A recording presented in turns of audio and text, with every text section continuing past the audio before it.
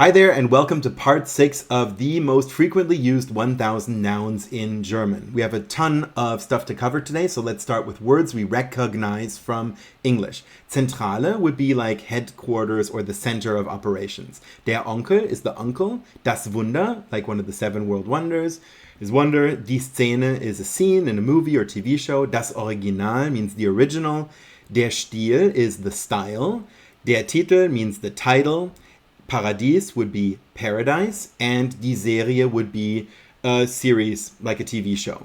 And now let's go on to words that don't sound the same in German and English. Ursache is the cause. When German words start with the syllable ur, generally it means that something can be traced back to the origin, or something is very old. Die Ermittler haben die Ursache des Unfalls identifiziert. The investigators identified the cause of the accident. Schluss means conclusion, like the conclusion you draw after a lot of deliberation, or the conclusion of a book or movie. Sie zogen den Schluss, dass unschuldig war. They drew the conclusion that he was innocent. Kram is colloquial and means stuff or junk. Sie packten ihren Kram und verschwanden. They packed their junk up and disappeared. Verfassung could be the constitution of a country or the condition that something, like your car, is in. Die Verfassung des Landes wurde neu geschrieben. The country's constitution was rewritten. Verteidigung means defense.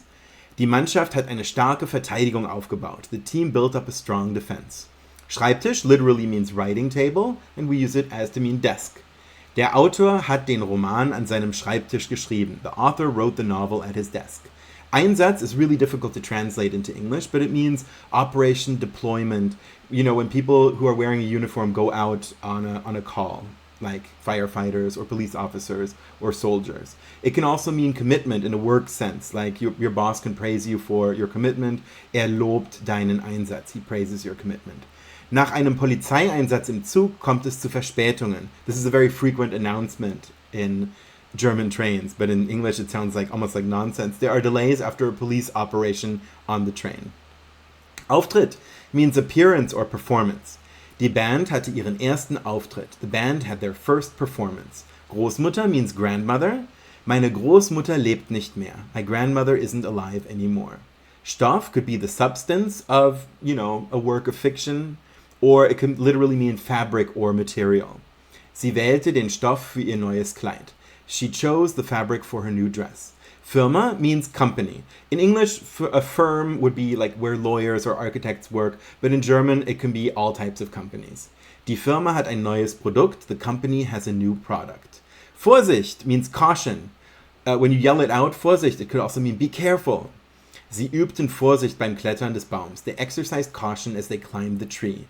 Publikum does not mean the public. Remember, we had this in the last lesson. Public is Öffentlichkeit, and Publikum means audience. Das Publikum, the audience. Das Publikum applaudierte begeistert nach der Vorstellung. The audience applauded enthusiastically after the performance. Stelle, another word in this course that means position or spot. Fand eine Stelle als Lehrer in seiner Heimatstadt. He found a position as a teacher in his hometown. So, a professional employment position or a place in your apartment or house.